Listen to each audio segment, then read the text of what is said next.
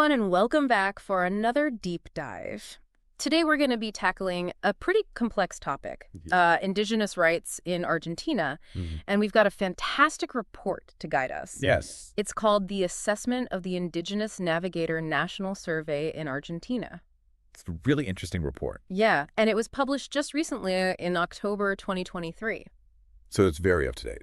It is. And, one of the things that struck me right away is just how much things have changed over time when it comes to how Indigenous peoples are viewed and treated. It's a long and complicated history. It is. And this report, really digs into that history. It goes all the way back to the 1800s. Wow. Even quoting the 1853 Constitution. Oh, wow.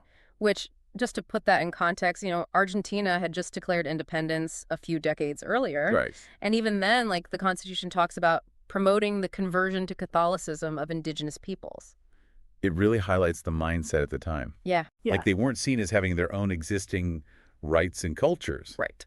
It was all about assimilation, bringing them into the fold. Like a civilizing mission almost. Exactly. It's kind of jarring to read that now. Yeah. And that approach, the report calls it placement or establishment. It continued for decades. Really? Yeah. Essentially, Indigenous populations were often relocated, pushed towards specific ways of life. So the strategies changed over time. Yeah. But the underlying goal was still the same. Integration. Yeah, into the dominant society. And often with little regard for their existing cultures and self-determination. Right. So more like forced assimilation than true integration. Unfortunately, yes. Right. But it's important to note that things weren't completely static. Oh. Well, Even back then, there were voices advocating for change. The interesting. report mentions this guy, Massey. Okay. He wrote a report in 1904. 1904. Yeah, with some surprisingly progressive recommendations for the time. So what made his ideas so radical? Well, for one, he advocated for creating a national Indian organization, Okay. specifically to protect indigenous rights. And even more revolutionary was his suggestion to recognize land titles for both individuals and communities, Wow. which was a direct challenge to the prevailing view at the time. What was the prevailing view? That indigenous peoples were merely occupants, not owners of their land. And it's fascinating because some of these ideas, while radical, then actually foreshadowed policies that would come later. So those seeds of change were planted over a century ago. Exactly. That's incredible. Then as we move into the mid-20th century, it seems like the focus shifts from placement to integration. But did that actually translate to any real improvements on the ground? It's a subtle shift on paper, at least. Okay. There's more acknowledgement of indigenous cultures and values. Okay. The idea of land ownership also starts to emerge. Okay. But it's often still framed as a reward for successful integration. So basically still trying to fit them into the existing system. Yeah. Instead of recognizing their right to be different. Sadly, yes. Yeah. But it's also important to remember that this is all happening alongside broader political shifts in Argentina, Right. with efforts to incorporate larger segments of the population into political life. And indigenous groups themselves are becoming more vocal during this time, Oh, okay. staging protests, demanding recognition. The report mentions the Malón de la Paz. Yes, That was a march by cola groups to the capital in the 1940s. a powerful symbol of their fight for land rights. Absolutely. So then in the 1960s, acculturation becomes the new buzzword. Is this a step forward or just a rebranding of the same old assimilationist policies? It's a mixed bag, really. Okay. On the one hand, it acknowledges the need for expertise and understanding of indigenous cultures. Okay. But on the other hand, the ultimate goal is still assimilation, Right. albeit perhaps with a softer touch. They even attempted a national indigenous survey in 1965, Right. but it was never completed. Makes you wonder if they were just gathering information without a clear plan for using it to create meaningful change. That seems to be a recurring theme. Yeah. Good intentions, initial steps, but then a lack of follow-through. Right. But this period also saw the emergence of strong indigenous leadership Okay. and organizations like the Indigenous Confederation of New Cane. And that leads to a truly landmark event, the first National Indigenous Parliament in 1972. The Futatrom, Yes. a turning point. It feels like things are really starting to heat up now. Absolutely. It wasn't just about indigenous groups asking for recognition anymore. Right. They were coming together to articulate their own demands, their own vision for the future. But then, of course, Argentina entered a dark period with the military dictatorships from 1976 to 1983. Right. How did that impact the progress that had been made on indigenous rights? It was a significant setback. Human rights took a backseat. Yeah.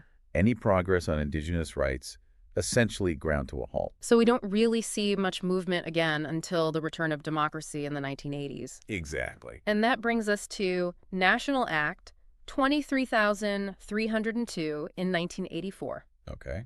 The report describes it as being more like a declaration than a real law. Yeah, I think that's a fair assessment. Okay. It talks about the importance of protecting and supporting indigenous communities, Okay. but it's very paternalistic. Right. The focus is still on development and integration, Mm-hmm. with the state deciding what's best for them.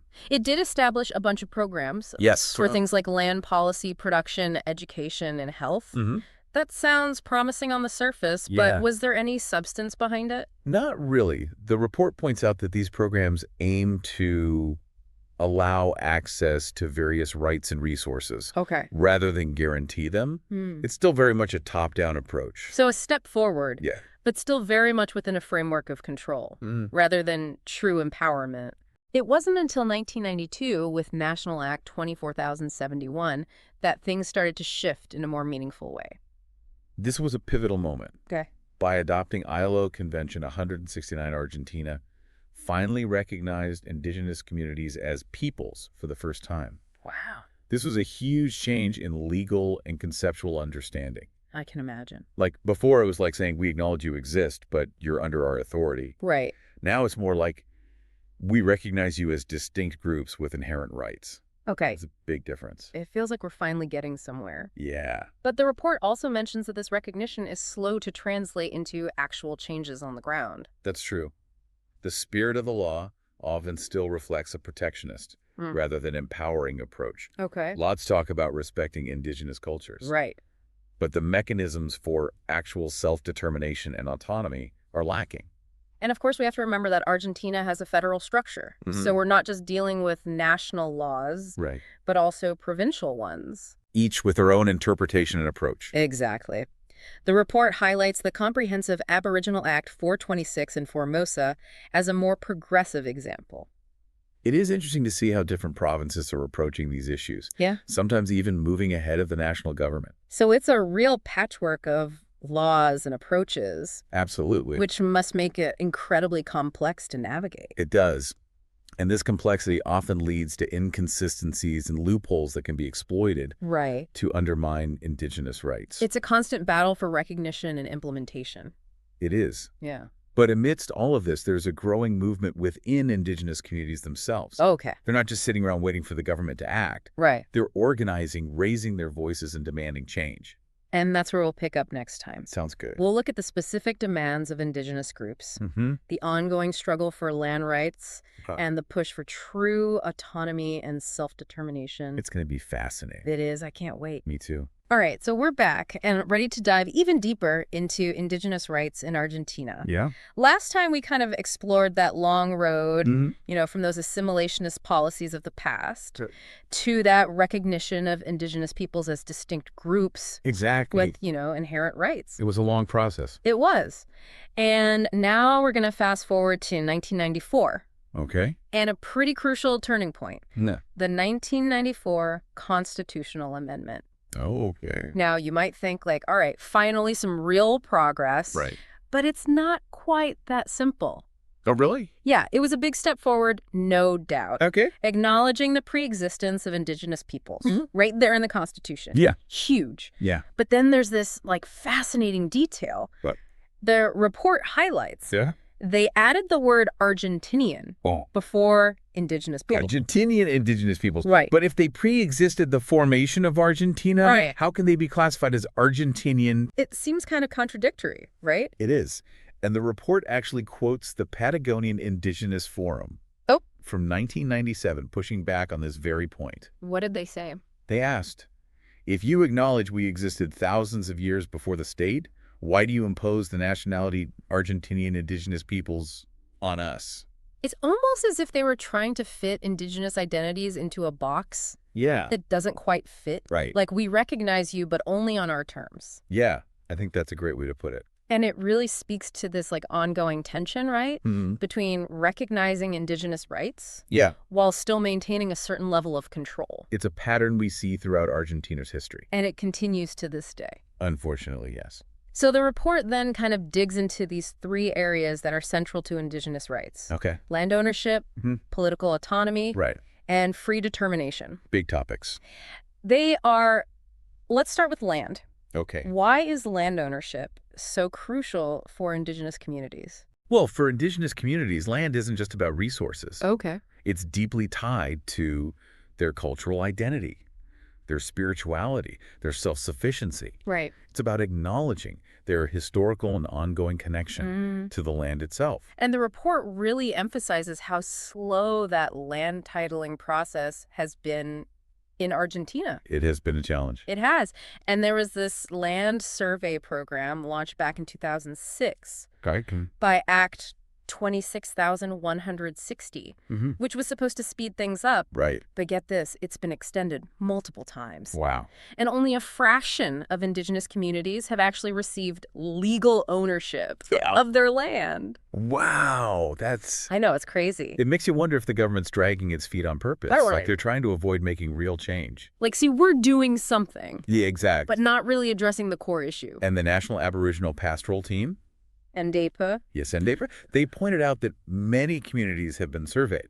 Okay. But they still don't own the land. What's the point of a survey if it doesn't lead to ownership? Exactly. The report argues that what's really needed is a comprehensive national law that clearly recognizes indigenous community property rights. Okay.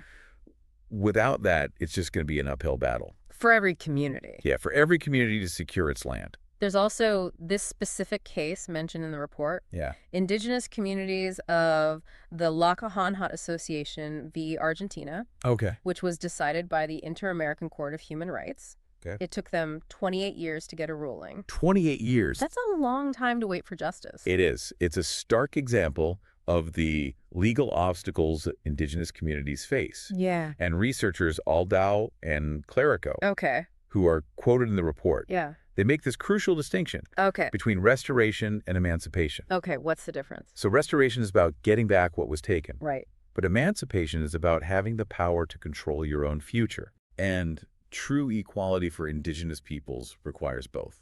I like that distinction. Yeah. So that brings us to autonomy and self-determination, which are really at the heart of this whole conversation. Absolutely. How are these concepts actually playing out in Argentina? Well, the picture is unfortunately mixed. Okay. On paper, Argentina recognizes the right to consultation. Okay. And free, prior, and informed consent. So this means that indigenous communities are supposed to have a say in decisions that impact their lives and land. Exactly. But the reality is... often more aspiration than reality. Figures? Although the report does mention one positive example. The Supreme Court upheld the Mapuche community's right to be consulted on the creation of a municipality within their territory in Villa Pehuena.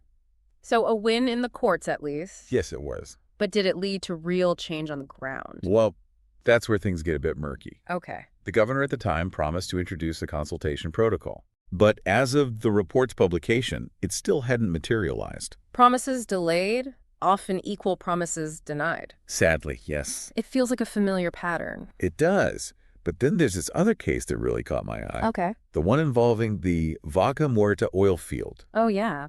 Indigenous groups, along with the International Rights of Nature Tribunal, have been raising concerns about the environmental and social impacts of this massive project. This is a perfect example of how indigenous rights are connected to environmental protection and climate justice. Absolutely. Like what happens on indigenous land doesn't just affect those communities, it has much wider implications. For sure.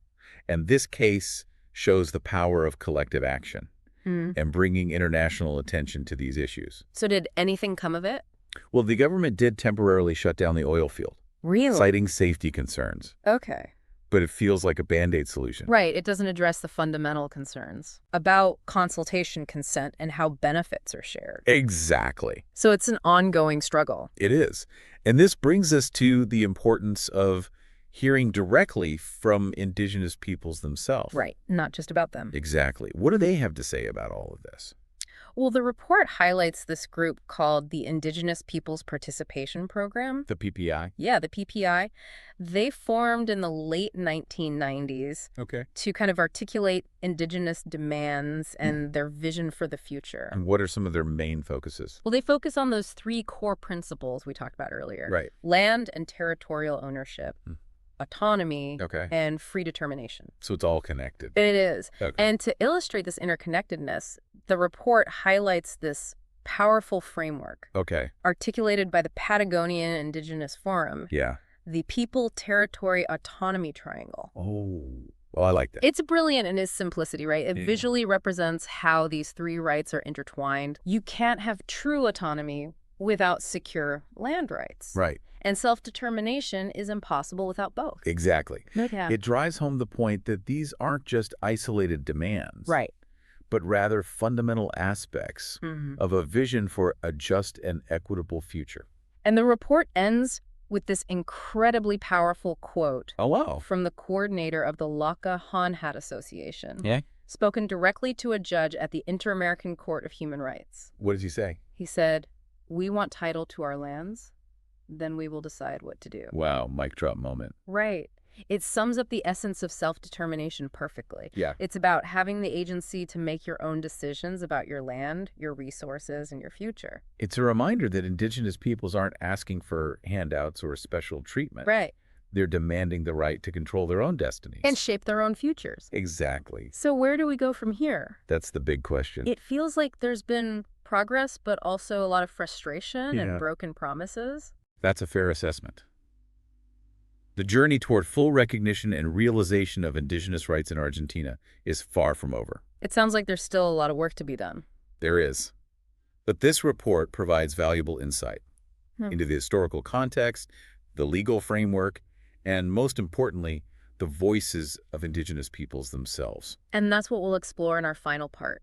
Sounds good. We'll consider what the future might hold for indigenous rights in Argentina and what lessons we can learn from this complex and evolving story.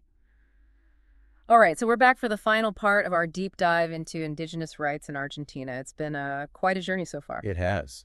From assimilationist policies to the fight for land rights and self-determination, we've covered a lot of ground. We have. And, we've seen how Argentina's approach has evolved over time. From those early attempts at forced integration to, well, the more recent recognition of indigenous peoples as distinct groups with, inherent rights. Exactly. But as we've seen, recognition alone isn't enough. Right. And that kind of brings us to the big question. What does the future hold for indigenous rights in Argentina? I mean, this report doesn't offer any easy answers, but it does point to some key areas where progress needs to happen. Yeah.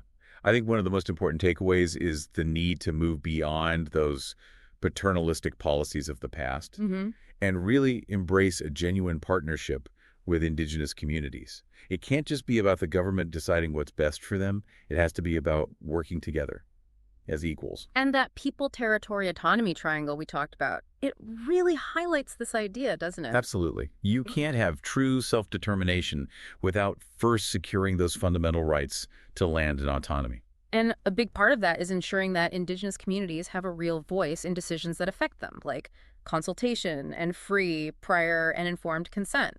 Those can't just be empty phrases. Right, they need to be put into practice. Yeah. And it's not just about government policies, it's about shifting societal attitudes as well. Challenging those ingrained prejudices and recognizing the contributions and perspectives of indigenous peoples. That's crucial. It seems like education plays a huge role here, like teaching future generations about the history, the culture, the rights of indigenous peoples. I mean, that's so important for building a more inclusive and equitable society. I completely agree. Education can help dismantle stereotypes, foster understanding, and create a foundation for meaningful dialogue and collaboration. And the report also highlights the role of international pressure and legal precedents, in advancing indigenous rights. Cases like the Laka Hanhat case that went all the way to the Inter-American Court of Human Rights. Right, I mean, they show that seeking justice beyond national borders can be really impactful. It can be. These international mechanisms can be powerful tools for holding governments accountable and setting standards for the protection of indigenous rights. It's inspiring to see indigenous communities in Argentina and really around the world standing up for their rights, demanding to be heard, and fighting for a better future. It is. Their resilience, their determination, their unwavering commitment to their cultures and lands, it's a powerful force for change. So what's a key takeaway for our listeners? I mean, what can they do to contribute to this ongoing struggle for Indigenous rights, even if they're not in Argentina? Well, I think it all starts with education. Take the time to learn about the history and current realities of Indigenous peoples, both in your own country and around the world. There are so many resources available online, in libraries. And you can support organizations that are working to protect Indigenous rights Yes, and amplify their voices. Even a small donation can make a difference. absolutely. And don't be afraid to speak out against injustice wherever you see it. Right. Challenge those harmful stereotypes and prejudices. Advocate for policies that promote equality and self-determination. Every voice counts. I love that. And remember the words of that Laka Hanhat coordinator, we want title to our lands, then we will decide what to do. It's such a powerful reminder that Indigenous peoples are not seeking handouts or special treatment. They're demanding the right to chart their own course. Exactly. Let's work towards a world where Indigenous peoples have the freedom and the resources to shape their own destinies, a world where their rights are not just recognized on paper, but fully realized in practice. That's a great note to end on. Thanks for joining us on this deep dive into Indigenous rights in Argentina. We hope you'll continue exploring this topic and consider how you can contribute to a more just and equitable future for all.